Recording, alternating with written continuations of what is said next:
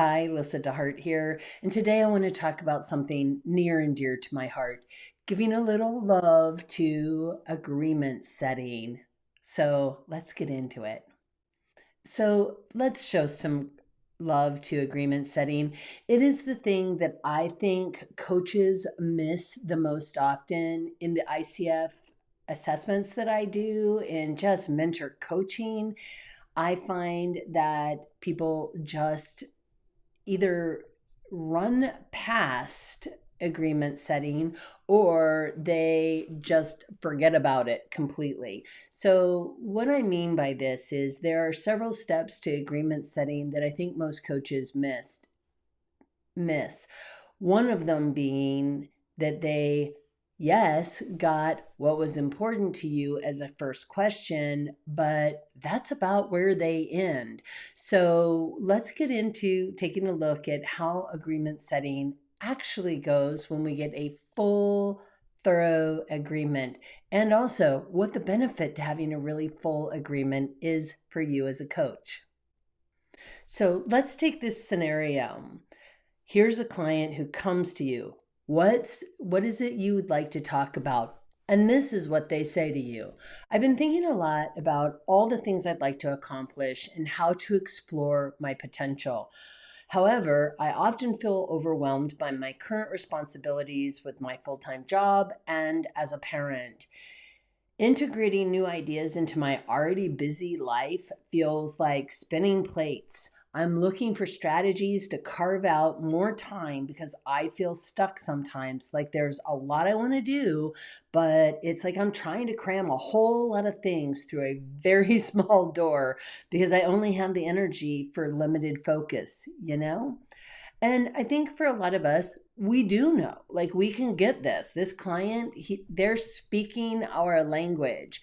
But this is just the first part of agreement setting. So for the purpose of this video, I want you to be thinking about the PCC markers, looking under agreement setting. We're going to be looking at 3.1, 3.2, 3.3, and 3.4.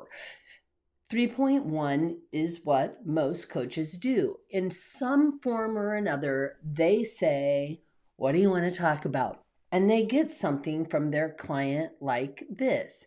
I want to be more productive. I want to have more creativity. I want to be doing things, but I'm feeling stretched thin, spinning plates, trying to shove too much through a very tiny door, and ultimately feeling overwhelmed. But I'd love to have some strategies. I mean, if we go back to that, you can see it right there where the client says, I'm looking for strategies to carve out more time because I feel stuck sometimes. Like there's a lot I want to do. And this idea of exploring potential is really interesting. But there's also an underlying theme here of overwhelm. Like there's this potential I want to be exploring. There's these things I want to be doing. I just don't have the bandwidth. I'm juggling, trying to cram things in through a small door. And this is where coaches often end their inquiry. And I'm telling you, it is such a missed opportunity, number one, because we don't really know what it means to have strategies about this that are going to be useful for the client. Honestly, you've heard me say this before. I'm going to say it a million other times, which is if they can just Google it, they don't need you. So we have to ask more than just what is important for us to talk about today, or what are you bringing to the session? They give us something like this download that this client gave, and we need to now know they're looking for strategies, yes, but they want to explore their potential.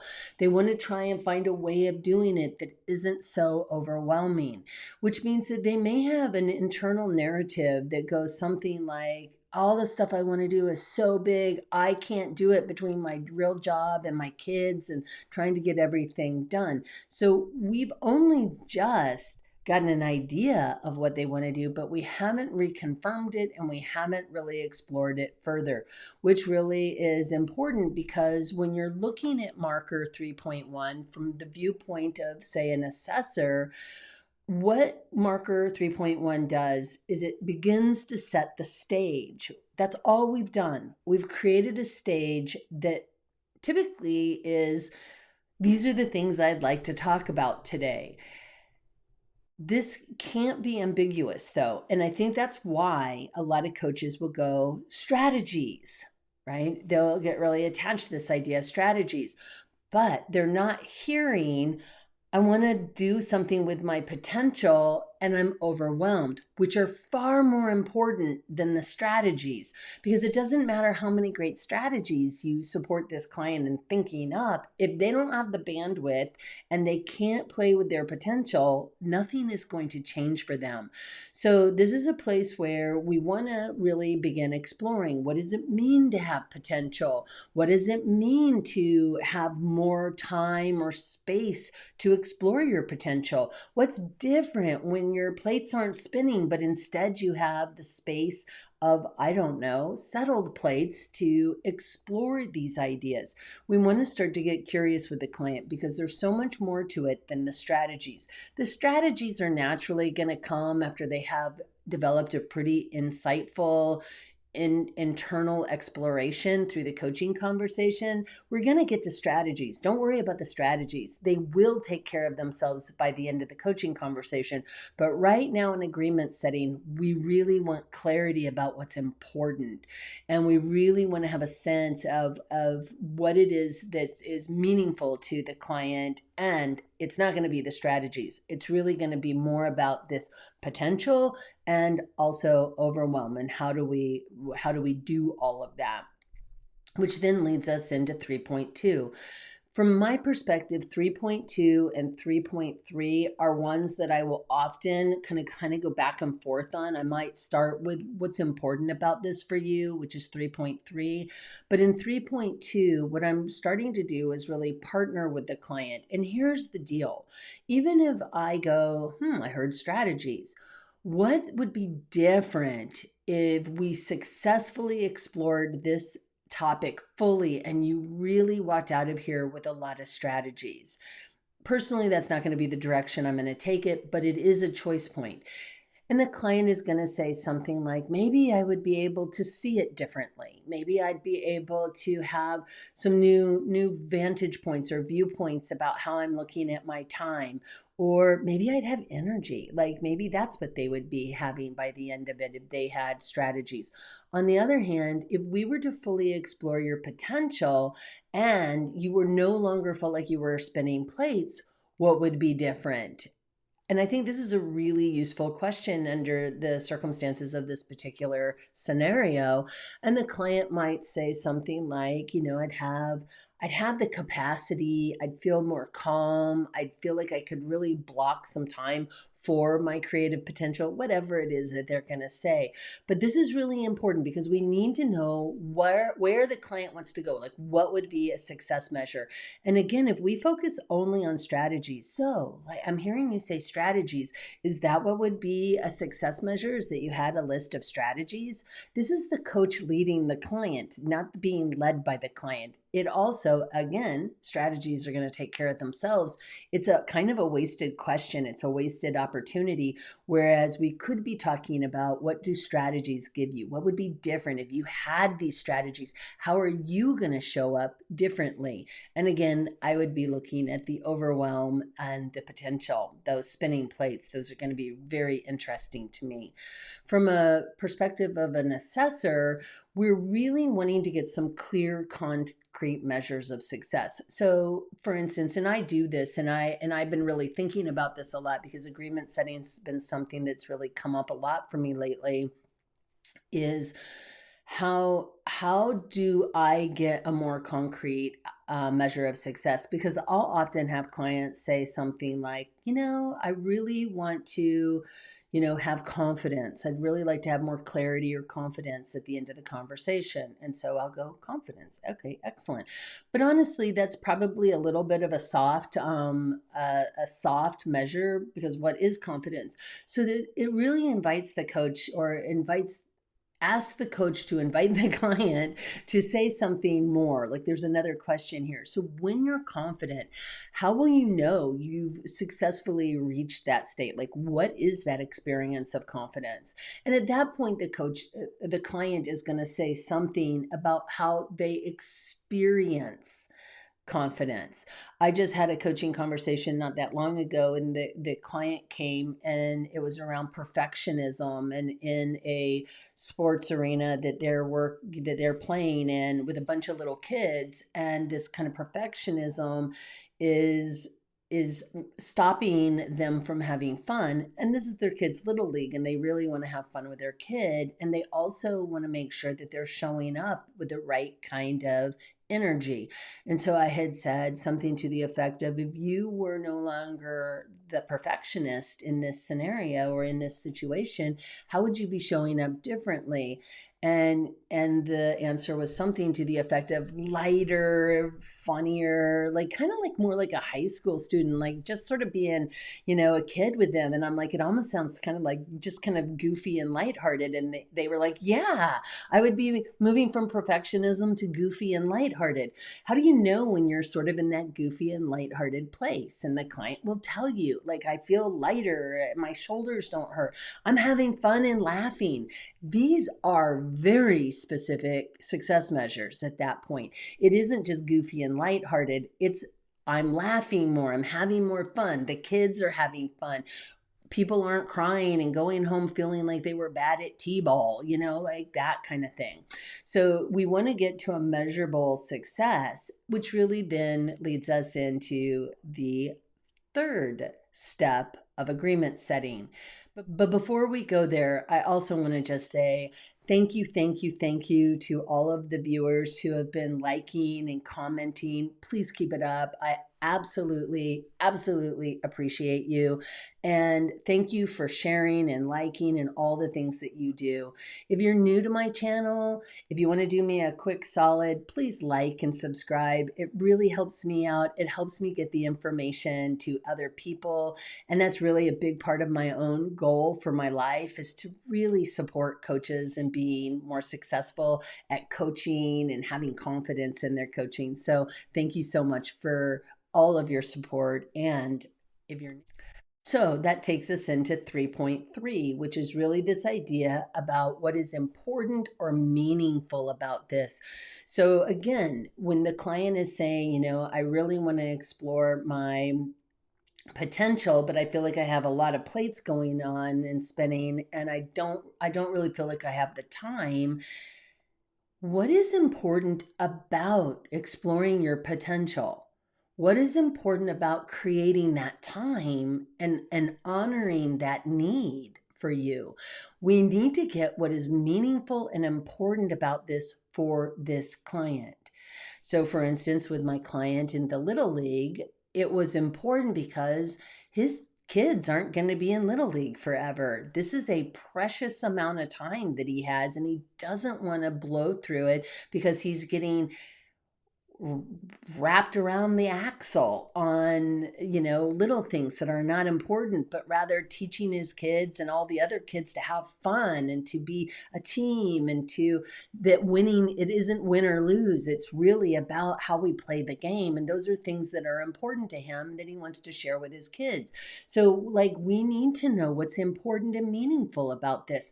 The client needs to hear themselves share what is important and meaningful about this, because without saying it out loud for themselves and for the coach to ask the question, we're, as the coach, making a lot of assumptions more than likely, but the client doesn't hear it reflected in their own head.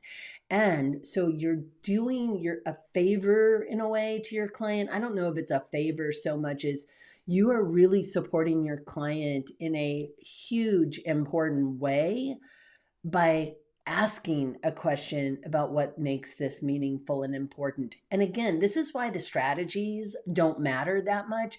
What's meaningful and important about having strategies? I mean, honestly, the answer to that is probably going to be fairly superficial. They might say confidence, but so what's meaningful about having strategies is confidence?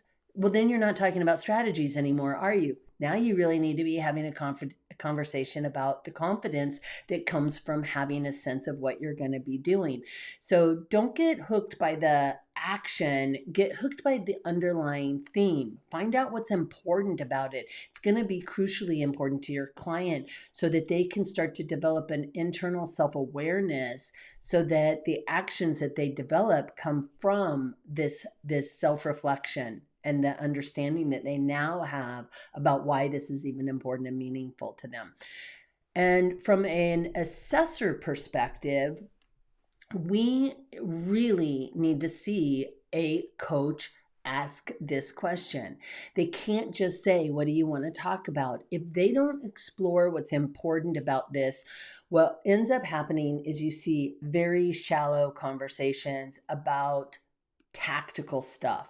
It is very tactical coaching. And you may get away with that at the ACC level, but at the PCC level, you're going to really run a risk of not passing that PCC level certification. And at the MCC level, it doesn't fly at all. Because here's the deal. What tactical coaching does is it only looks at actions and behaviors, actions, behaviors, actions, behaviors. Change this action, get a new behavior, actions, behaviors, actions, behaviors. I know I'm saying it a lot, but what's driving those actions? Like, you have to go below this, the waterline on this iceberg, right? You cannot just stay with actions, because I can change my actions. Like, okay, fine, I'll just carve out a couple hours every week to prioritize my potential.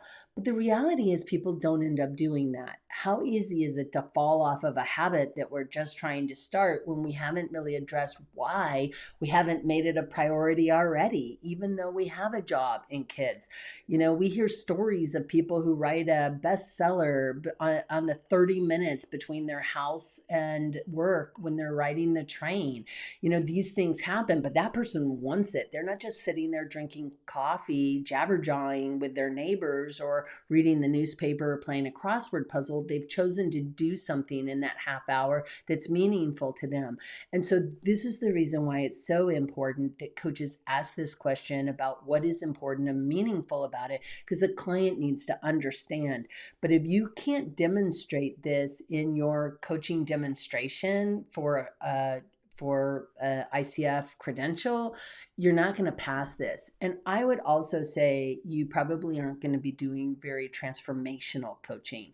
I could be wrong. Please write in the comments below if you disagree with me, but I really think that we have to be looking at what does it even mean and what is important about exploring my potential, and how do we handle these spinning plates? Which then brings us to the final marker for agreement setting. And this one is the one that I've really enjoyed playing with the most lately. 3.4 says, coach partners with client to define what the client believes they need to address to achieve what they say they want to accomplish in the session. So if we think that what they want to accomplish in the session is strategy, they're going to stay with things like strategy. On the other hand, if what we're doing is exploring confidence, or how to make space, or how do I prioritize myself so that I can play with my potential, or how do I move from perfectionism towards goofy and, lighthearted, like if we don't have that sense of where it is that they want to go, it's going to be very difficult for us to partner with them. And the partnership does not sound like, I think you should explore XYZ. It looks very much like, you, client, between this and what you said was important, where do we need to begin exploring so that you can move towards what you want? Now, they may bring up all kinds of things. It could be perfectionism that needs to be explored. It could be, time management. It could be anything that needs to be explored that would support them in moving towards what it is that they want. But we want to turn it over to them. We need them to tell us. Other examples of this might sound something like, what are the obstacles that are between where you are now and where you say you want to be, right? So what we're doing is we're making sure, though, that we're partnering with the client to have them tell us. And from an assessor's point of view, what we're looking for is that there's this partnering that is happening, that the client is leading us through the conversation. And I honestly have a sense that without 3.4, I am not exactly sure that we can really say this is coaching. And I can promise you that I do not believe that if you're not doing a full agreement, that you are going to be having nearly as good of results, number one. And number two, you're going to probably end up working really hard because you're trying to figure out, poking around in the dark, hoping that eventually you get to what is meaningful and important, when you could have really just asked it at 3.3. And again, you could have said what's showing up for you in today's conversation and what's important about that. What would a success measure be? You don't have to do these like a checkbox. You can be having different ways that you're asking these questions, but 3.4 requires that we know where they're starting, right? That they're overwhelmed, that they feel like they need something in order to support them to find time to explore their potential and where they're going, so that then we can ask them, what is between here and there? And so it's this partnership. And it is probably the single most often missed element of agreement setting that I see in the work that I do, mentor coaching or doing assessments. So I cannot say enough about the value of 3.4. And I've had my own relationship with it, because I think at one point I looked at it from this idea of I'm just defining what needs to be explored. And I kind of left it at that, sort of like, what needs to be explored then in order to, what needs to be explored today then.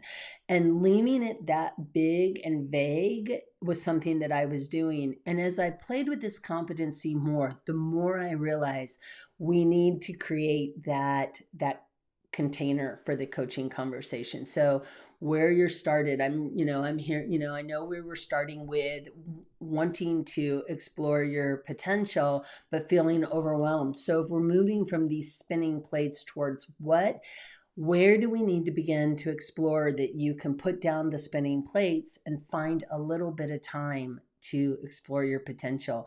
And I think this is just ultimately what is super important for coaches to be thinking about, is that the competencies fit within this framework of coaching, and agreement setting is foundational for being able to actually demonstrate any of the other competencies. Because if we can't get a solid agreement, we are running a very real risk of leading our clients, because we don't know exactly what's important. We know what they want to talk about, but we don't know why it's important. We don't really understand the success measures, and we're not turning it over to them.